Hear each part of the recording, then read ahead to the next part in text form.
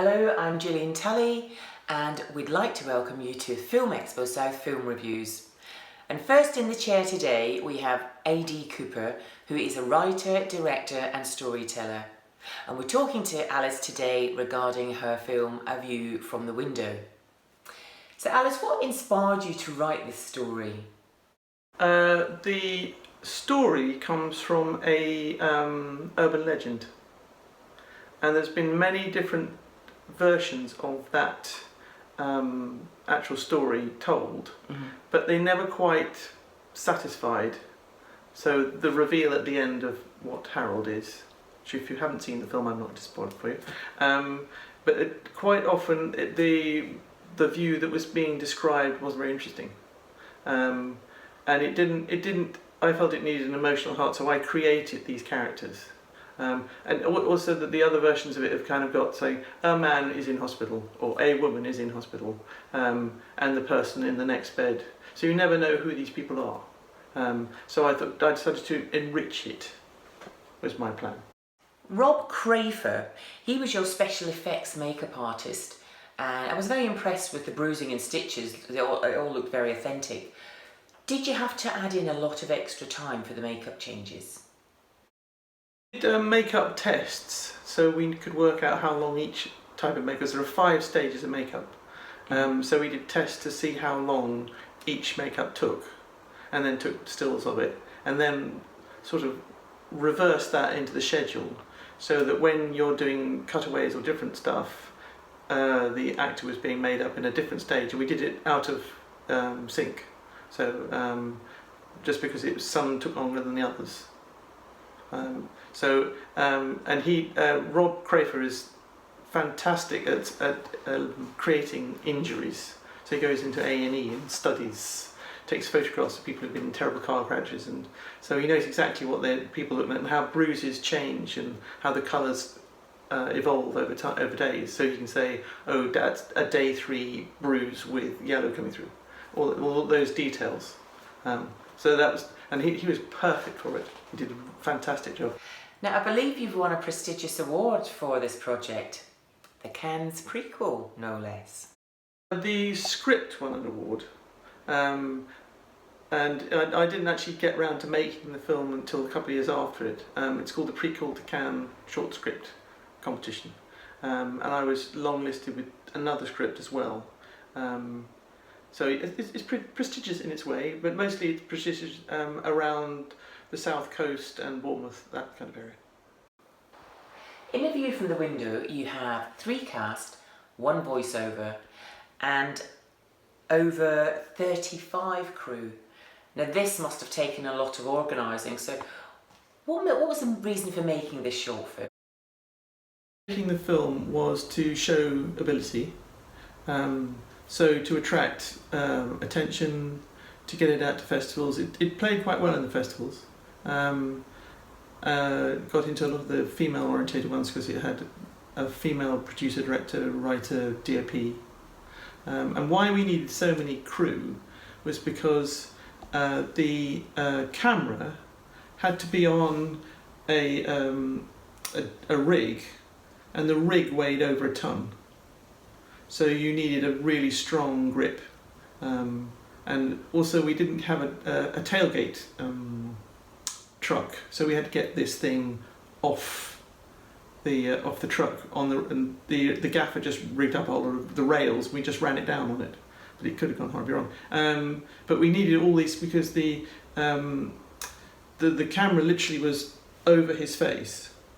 And it had to be super secure because the camera obviously weighs a lot, and we didn't want it smashing into the actor's face. So it had to be on this massive dolly arm thing, and that's why you need, because literally needed manpower, muscles to move it around. It was a blooming great thing. Alice, even though this is a short film, you still need the same amount of equipment as a feature film. So this must have been really expensive for you. On short films, hire companies are enormously generous, and they also can be charmed with cake. Cake has got the most immense currency with hire places and post-production houses. You can ring up and say, I wonder if you can help me, I'm trying to do this, I haven't really got much budget, but I can make you a cake. And they go, oh, we don't really work for free, or we don't really work for a discount, but what's okay? So there's various of my films I measure in the number of cakes I've had to make to charm, reduce, or whatever. So that's the kind of, if there's always ways of if they're hire companies would rather have their stuff out and doing than sitting on the shelf doing nothing. And if you give them a name check and then you go back to them when you've got a paying gig, so it all, they are charming you as much as you're charming them. Just to let you know, mine's a lemon drizzle. So as well as showing your ability by making a short film, how do you make money from it? And do many filmmakers look at getting a return on their shorts? Some people do, and there's been an enormous amount of consumption of content. And in the old days when we used to do airlines, remember airlines? Yeah. Yeah. Well, they like short films, and there are all sorts of platforms where you can monetize it, and there are sales agents. So there is ways to make it, especially if you've got a festival success, it's won a number of awards. These make it very appealing to a sales agent. But I personally don't have the skills to understand what on earth a sales agent is talking about. So until I find a producer who knows how to do that stuff. That said, I have won the old award where I've got a financial prize on the back of it, which of course is tax deductible, doesn't attract any tax. Okay, Alice, tell us a little bit about your location. Where and why did you choose that location? Location was a rehabilitation centre in Ealing, and it was the day ward, which is not used at weekends. So we had all the use of all the beds, and they lent us sheets and pillows and all sorts of things. But it gave us the space to do it. And there was an enormous car park outside, which was literally on the other side of an access door. So bringing in this great big dolly had to be on the ground floor, and it had natural light. We could blot out the light altogether. It was just perfect. They couldn't have been more helpful. Okay, Alice, we're going to come back to the crew. So by my account, there was over 35 crew on the film. So which we previously said took a lot of organising. So why didn't you go for a feature film? At that time, I'd only made 2 short films, and I wasn't producing because I didn't know how. So for me, it was more about learning my trade as a director and learning the vernacular of filmmaking, and learning more about screen storytelling. And once you know the statistic that 89% of first-time feature directors do not make a second film, I think you need to be really cautious of not to be jumping in, even though the logistics, organising the logistics and so forth are very similar, but just multiplied. I'm being very cautious about my feature debut because I want to be in the 11%. I don't want to be in the 89%. Thinking back to the locations, we mentioned that you just had the one, but there was a few cutaways. So did you go and buy clips for these, or did you have the crew running around filming all these locations? On the whole, the cutaways were all done by a stills photographer who went out on over the course of about 4 weeks as the autumn came through, because you have a sense of the autumn arriving. And he was very keen to move on to doing moving pictures. But there were the mist shots. In this foggy island, we couldn't find a foggy day. And finally, I went off with my little camcorder and got some shots on a river in North Devon, the one of the bird taking off. and then the misty day, and then I drove to Poole to take the island in the mist, and then the editor married them up. And it didn't really matter that the quality was different because they were kind of different daydreams. Alice, you've made over 16 short films now, so do you always work with the same crew? If you said to me tomorrow, you want me to make a film, I could make all the calls I needed now because I would know exactly who I would choose, because I've got enough contacts and enough kind of relationships with people to say this sort of film, do you want to come and edit it, or this sort of film, do you want to do music, and I'm always keen to try new people as well. The last film I've just made was working with an almost completely new cinematographer in his lighting crew. They were all complete strangers to me, but in fact we had great fun. So it's a question of, I'm always keen to try new people, but there are always safe hands for, say, a corporate film where there's money on the table and you have to deliver. In short films, if you don't quite deliver or it doesn't quite happen as you want it to, which does happen now and again, then you're not being paid to deliver something. Whereas if you've got to a definite budget and a definite delivery, then I want people safe hands, and I'll know exactly who to call. Thank you for joining us, Alice. It's been lovely catching up again and great to hear about your work. Coming up next is Alice's film A View from the Window. And if you would like to find out more about up-and-coming filmmakers, check out our blog and our YouTube channel at www.filmexposouth.com. Thanks for watching and enjoy the film.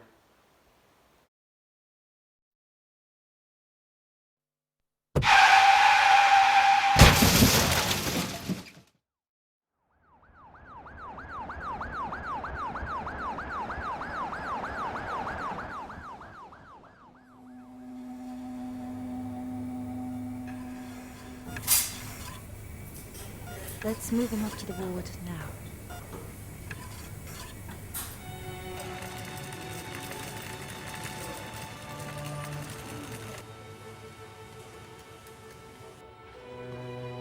A neighbour for you, Harold, had an argument with an oak tree. What's his name? Martin.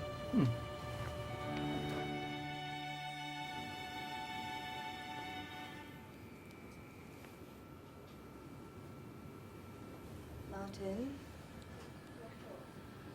You've been in an accident. You're in Poole Hospital. Going to Cornwall. You're in a ward with lovely Harold. Relax. You're in a neck brace, okay?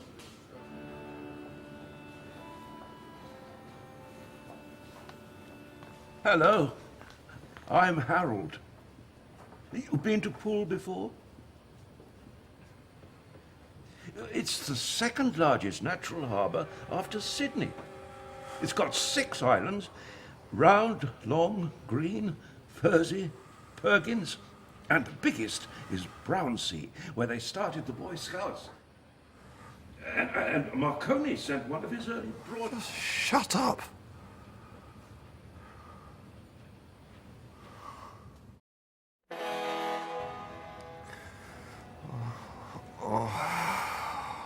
Ah, that's the roll-on, roll-off ferry coming in from Cherbourg. Oh, she's had a rough crossing. Beautiful, sleek beast of a ship.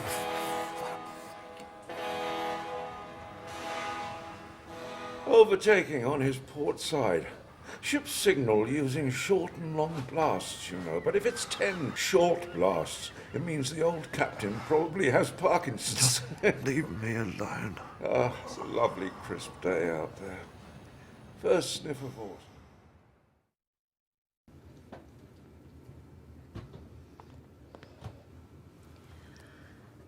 Martin, we're taking you off the drip today.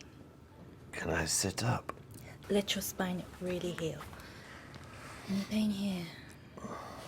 Here? Good. How about some breakfast in a minute?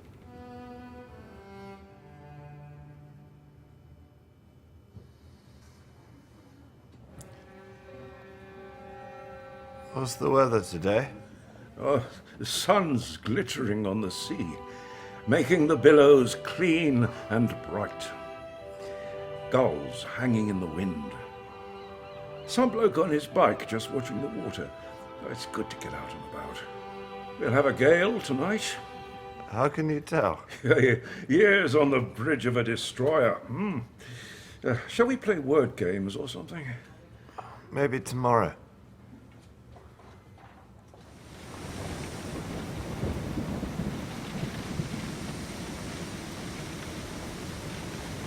Hey, there's your gale.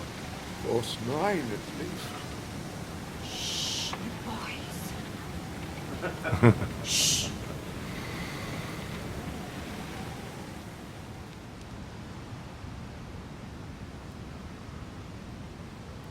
What's the harbour like? Boiling. Little spritz of spume flying off the top of the white horses. The sea all steel greys and dull mauves. White horses in the sea. What you'd call breaking waves. Ready for a word game? I spy. With my one good eye. Something beginning with C. Seelig.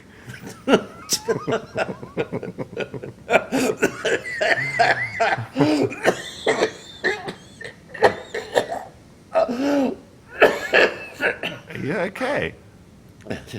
Yeah. Yes. I'm just conjuring up a conundrum to challenge you. No worry. I'll carry on planning my escape tunnel.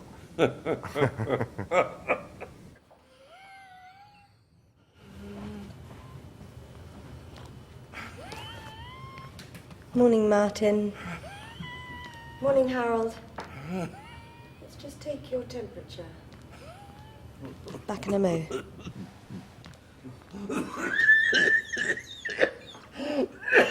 You under the weather? Yeah. A warm, wet westerly. Trees turning yet? Over on Brownsea Island. There's a crisp crimson creeping across the woods. Deep coppers. Soft buttery yellows. And beyond, on the Purbeck Hills, soothing shades of purple and soft grey. You want to play a word game? Maybe tomorrow.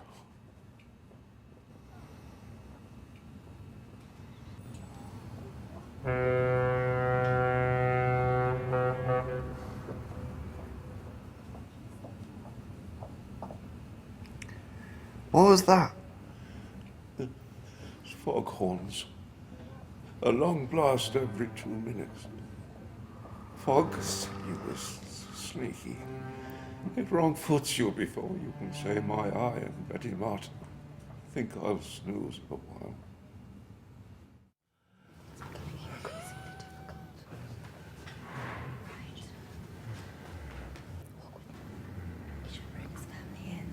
There's a nephew he hardly sees. Cool.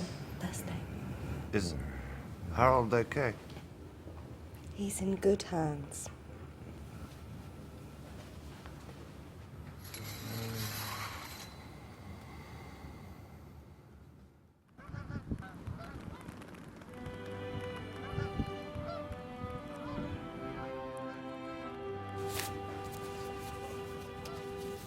How's Harold? He's out of pain. The doctor says you can sit up today if the scans are good.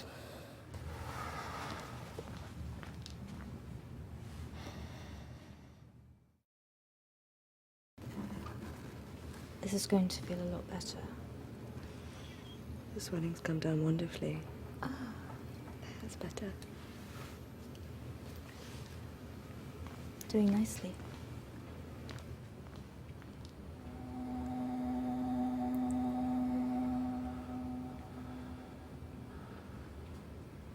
Just 2 more seconds more. Good. Well done. Good.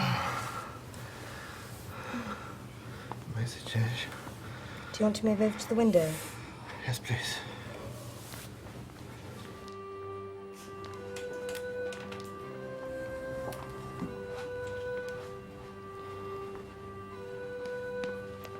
Harold kept telling me about the wonderful views of the harbour.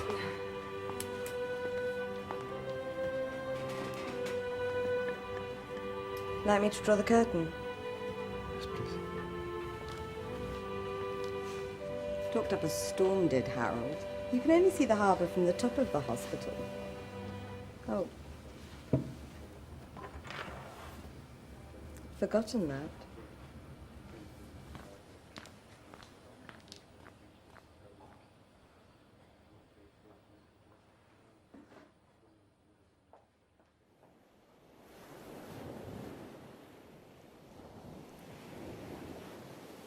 Blow the wind southerly, southerly, southerly.